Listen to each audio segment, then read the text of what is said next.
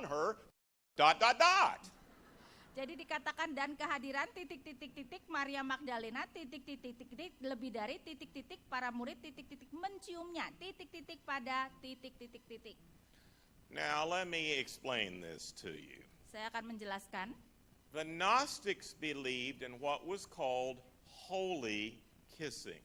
Gnostik percaya dengan apa yang dikatakan sebagai ciuman kudus. They believed that this esoteric secret was conveyed by one person kissing another disciple. Mereka percaya bahwa pengetahuan abstrak itu bisa diberikan melalui seorang murid menciumi murid yang lain. Now I have some seminary students that wish this was true. Saya ada murid mahasiswa teologi yang berharap bahwa ini benar. They keep hoping if they kiss their wife one more time, they will learn Greek. Ya, mereka berharap bahwa kalau mereka mencium istri mereka sekali lagi saja mereka langsung bisa belajar Yunani. Sadly, it doesn't work. Sayangnya tidak demikian. But the Gnostics did believe that the way that this secret inner knowledge was transferred was through a holy kiss. It could be from a man to a man, it could be from a woman to a woman, it could be from a man to a woman, but it has nothing to do with romance. Tapi memang Gnostik percaya bahwa pengetahuan abstrak yang mendalam itu bisa ditransferkan melalui ciuman, bisa laki-laki pada laki-laki, wanita pada wanita, maupun laki-laki pada wanita. So let's just review for a second. Neither the canonical Gospels nor the Gnostic Gospels say anything about Jesus and Mary Magdalene getting married. Jadi sebenarnya tidak ada Injil di dalam Alkitab kita maupun Injil-Injil Gnostik yang mengatakan bahwa Yesus dan Maria Magdalena menikah. You see, actually, Jesus was more than a little busy bringing in the kingdom of God. Karena sesungguhnya Yesus sudah sangat sibuk membawakan kerajaan Allah datang. He didn't have time for a wife and family. Dia tidak ada waktu untuk istri dan anak-anak. And in fact, in a famous saying in Matthew 19, he says that there is a place for those who have made themselves eunuchs for the kingdom of God. Bahkan Yesus kemudian mengatakan di dalam Matius 11 bahwa ada tempat bagi mereka yang tidak menikah untuk kerajaan Allah. A eunuch is a person who abstains from sex and never gets married. Ya, di sini adalah dikatakan orang-orang yang tidak dapat kawin. Sebenarnya bahasanya adalah eunuch, biasanya kita mengerti sebagai sida-sida. The reason Jesus talks about this in Matthew 19:10 through 12, I think, is to explain to his disciples why he was not married, just as his cousin John the Baptist was not married. Saya percaya bahwa Yesus menekankan itu di situ adalah untuk menjelaskan kenapa dia tidak menikah, sama seperti sepupunya Yohanes Pembaptis tidak menikah. In other words, Jesus was another example of a man married to his job. Ya, berarti Yesus adalah salah satu contoh seorang pria yang menikah kepada pekerjaannya. Now, what I have done is given you sort of a big overview of things. What I want to do now as we draw this part of our discussion to a close is I want to go over 7 major mistakes in the Da Vinci Code that keep repeating themselves in the discussion of the Gnostic Gospels. So let's back up, if we can, to the one that says error number 1, please. Apa yang saya berikan sampai ini adalah secara garis besar. Sekarang kita akan melihat lebih mendetail kesalahan-kesalahan yang dilakukan di dalam Da Vinci Code. Back to the first one that says error number 1. Please keep going, keep going, keep going, keep going, and stop. Very good. All right. First mistake of the Da Vinci Code, error number 1. The suppressed Gnostic Gospels of Philip and of Mary and maybe of Judas are earlier than the canonical Gospels. Kesalahan pertama, Injil Gnostik yaitu Injil Filipus, Injil Maria ada lebih dahulu dari kanon Alkitab. What do all scholars that I know of in the whole world say about this? This is false. Apa yang dikatakan oleh para ahli seluruh dunia ini salah. There are some scholars who think that the Gospel of Thomas might be from the end of the 1st century AD or the beginning of the 2nd, but even they don't think that Thomas is before Matthew, Mark, Luke, and John. Memang ada ahli yang mengatakan mungkin sekali Injil Thomas dituliskan pada akhir abad pertama atau permulaan abad kedua, tetapi para ahli tersebut tidak melihat bahwa Injil Thomas ditulis lebih awal daripada Injil-Injil Alkitab. And absolutely none of them think that the Gospel of Philip, Mary, or Judas comes from the first century AD. Dan sama sekali mereka tidak berpikir bahwa Injil Thomas, Filipus, Maria dituliskan pada abad yang pertama. Now, in a historical matter, you want the earliest and best sources. Dan kalau kita mau melihat fakta secara lebih benar, kita mau sumber-sumber yang paling dekat waktunya. That's not what the Gospels are. Dan itu bukan terdapat di dalam Injil Gnostik. Next slide. Okay. Next, let's go one more. Here we go. One of my personal favorite hilarious names in the Da Vinci Code is this one. Ini bahkan saya sukai karena ini sebenarnya kesalahan yang aneh dan lucu sekali. The claim is made for it. The Christian document are the Dead Sea Scrolls and not my text. Klaimnya adalah bahwa catatan kekristenan yang paling awal adalah dokumen dogmatik dan teks-teks Nakandi. Were just in Dead Sea Scrolls include any Christian documents. Hal sebenarnya di dalam penemuan dogmatik itu tidak ada dokumen. All the Dead Sea Scrolls were written by and for Syrian Jews who had nothing to do with Jesus or the Christians. Dan dokumen-dokumen sebenarnya dituliskan untuk daripada orang-orang dan tidak ada hubungan dengan kekristenan sama sekali.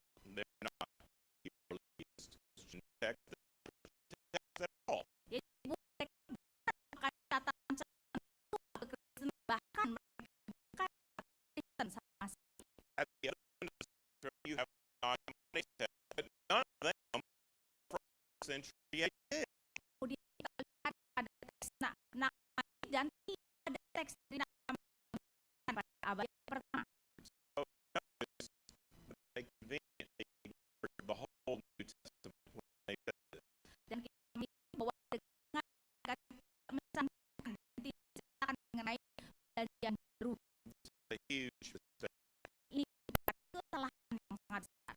Like tell the story of the history of modern Indonesia, leaving out its upper backgammon. Sama seperti kalau menceritakan secara modern dan mencantumkan sama sekali sukunya mengenai badminton. Three. Now, you have to have a bad guy in the novel. You know, you have to flirt and even a bad guy. Pasti harus ada orang. So the theory goes like this. The scene was a mean party. Jadi teorinya adalah Konstantin adalah orang yang jahat. He was so mean he pressed all the God. Itu jahat menekan Gnostik. All the canonical gospels that he had never heard before. Menunjukkan kepada tidak pernah dilihat oleh Injil sebelumnya. And very by Sunday, he said, by the way, Dan ini dari sana dia mengatakan now I have to tell you, this is absolutely historically false. bahwa ini adalah sejarah Let me draw you an analogy. dan suatu atau My Bush goes to a breakfast in Washington, D.C. Presiden Bush melakukan angkat pagi di Washington. He's on the sidelines, he smiles nice and he everybody else. Dan dan dia melihat semua orang berdoa. This is about with the Council of Nicaea and the decision of the apostles and the divinity of Jesus. Sebenarnya Konstantin dengan konstitusi dan mengenai He did not impose the canonical gospels. The church had always believed these gospels. ini adalah Konstantin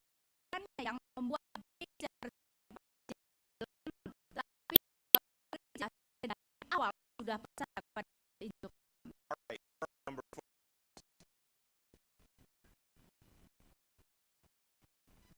Yes, Jesus was married to Mary Magdalene. Studied this one pretty good so far. Salah dikatakan Yesus tadi kita pajak bebas. Let me tell you the story of Mary. Saya akan membahas mengenai Small town girl from a town named Ball. dia seorang dari kota yang kecil yang bernama Magdal. It's a little fishing village northwest of the Valley. Desa Payan yang dari bagian utara dari Now, I trust you know that Christ is Jesus' last name. saya saudara tahu Yesus bukanlah nama keluarga daripada Magdalene is not Mary's last Magdalena juga nama keluarga kalian. Magdalene comes from the name. Her name is Mary of Magdala, just as Jesus of Nazareth. Ya, akhirnya Maria seperti Yesus yang datang. And just before, her real name is Mary. All of them are named Mary after the Old Testament sister of Maria, tapi Maria itu kan sebagai Maria di dalam adalah Maria yang mengambil nama dari Musa. Now, what we're doing now is just look at the text all through. Sekarang kita akan ayat 1 What the text says. Read them, Luke 8. Oke, Lukas ya, Yesus di desa bisa memberitakan Injil kerajaan Allah. Kedua sama-sama janji. Juga beberapa orang tahu berbanyak. Itu Mary yang dibebaskan itu roh istri susah dan perempuan ini kekayaan mereka. Facts.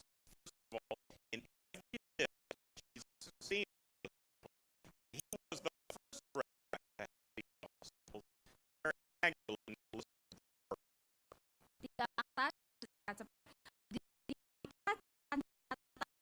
di murid perempuan dari Yesus dan Yesus satu memilih perempuan mereka sebagai Prior to Jesus coming, not the disciples of the name Jewish. seorang wanita tidak bisa menjadi daripada guru di In Jesus' culture, it was men to talk to women that were bahkan zaman Yesus adalah suatu standar laki-laki berbeda seorang wanita yang tidak bukan keluarga. man so supposed to talk to his mother, his wife, his daughters, his sisters, his female cousins, make Di dalam budaya Yahudi laki-laki hanya wanita yang ada ibunya, saudara laki-lakinya, anak perempuannya, sepupunya dan mungkin tertua. Itu berbeda. he recruited both female and male disciples, Dia murid baik mau and just Peter was the leader of male disciples, or Magdalene was the leader of seperti Petrus adalah pemimpin dari murid-murid laki, maka Maria Magdalena ada pemimpin dari murid perempuan. I can imagine that the Galilean newspaper was like, Saya bisa bayangkan bahwa koran di Galilea mempunyai headline seperti ini.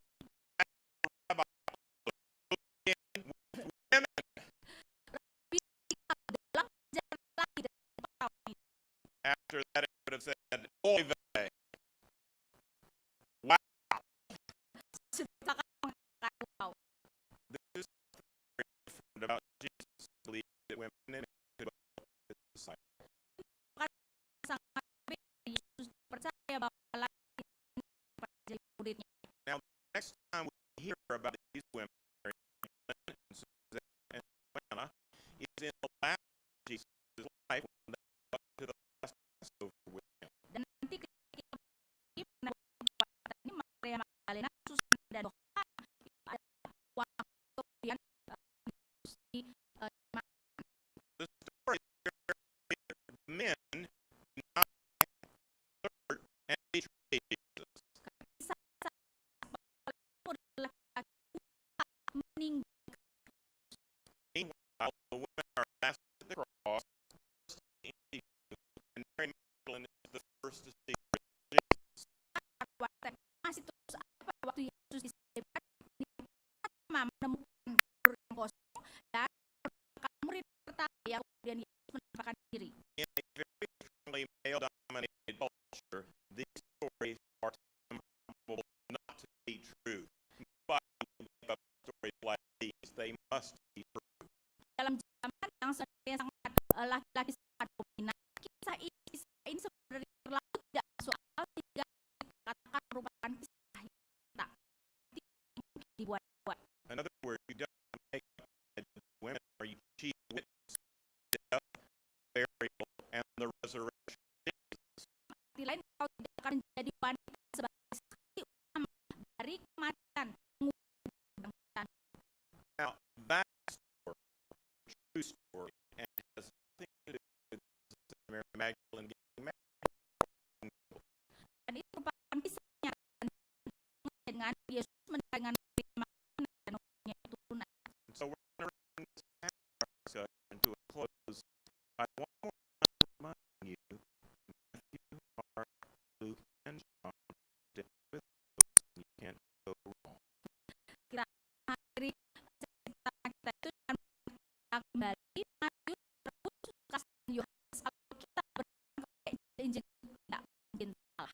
In other words, don't be so open-minded. You're being taught. Kata lain, jangan bertutur ketika otakmu jatuh keluar. Thank you very much.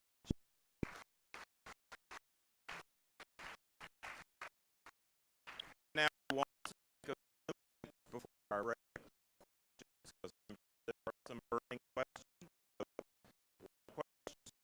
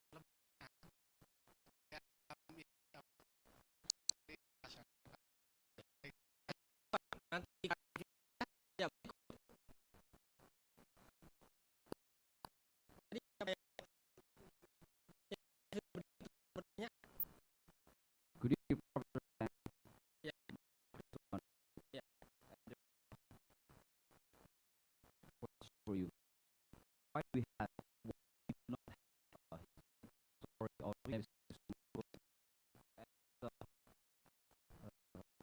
it should be. We have why do we not have a historical story or in the Okay. only have a story yeah, people and how yourself when you see the so Cuma pertanyaannya adalah I have Indonesia You go ahead. karena katanya saya langsung itu ada berita yang kan langsung dimasukkan langsung kemudian lagi. To understand this question, I think there's a difference between that and ours.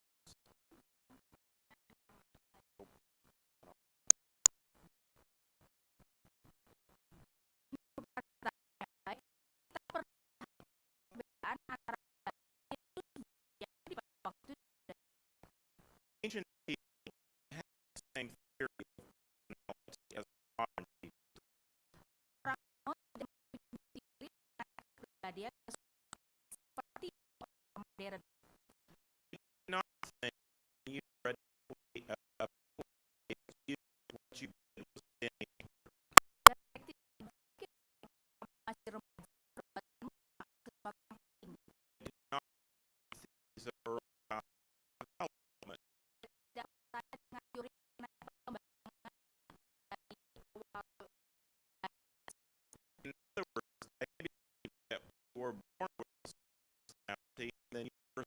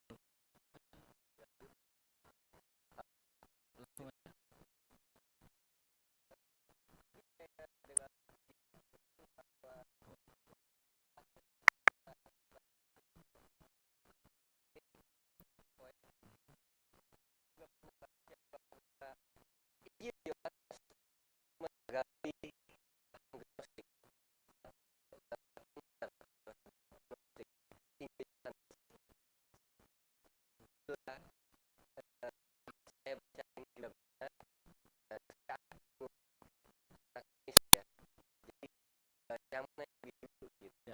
Itu adalah kemauan di dalam datanya.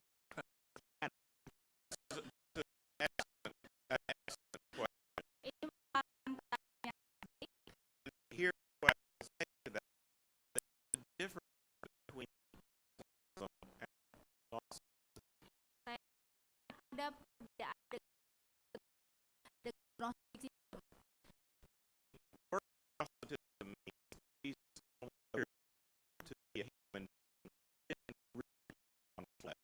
Yesus sebenarnya hanya tetapi tidak sungguh kemuliaan ada tubuh manusianya. In the Gospel of John, there